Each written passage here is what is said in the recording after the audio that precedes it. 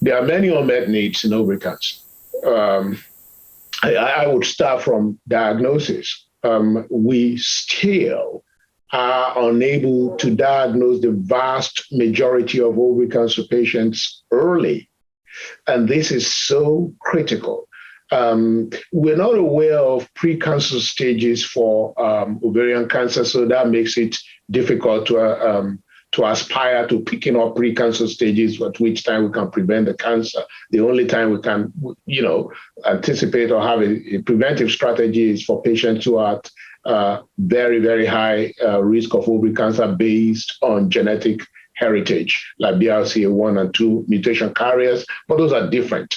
And those form about 15% of the ovarian cancer population anyway. But for the vast majority, 80% of them are diagnosed at stages 3 and 4.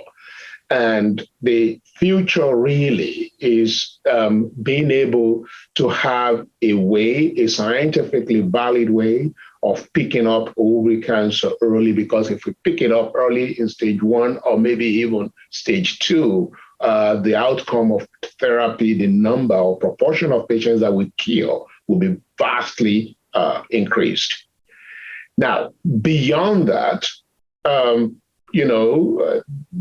understanding the vast majority of patients are still diagnosed in stages 3 and 4. That is approximately 75% of patients, maybe 80%.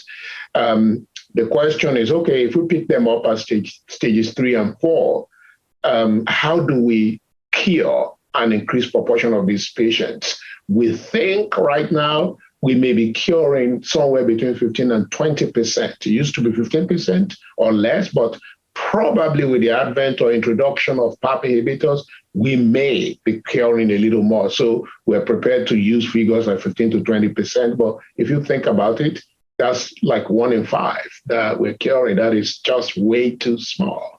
So whatever we can do in the first line setting, and there's a lot of investigations going on in the first line, i.e. the first time the ovarian cancer is being treated, that we can leverage these investigations or their findings to cure more people with ovarian cancer.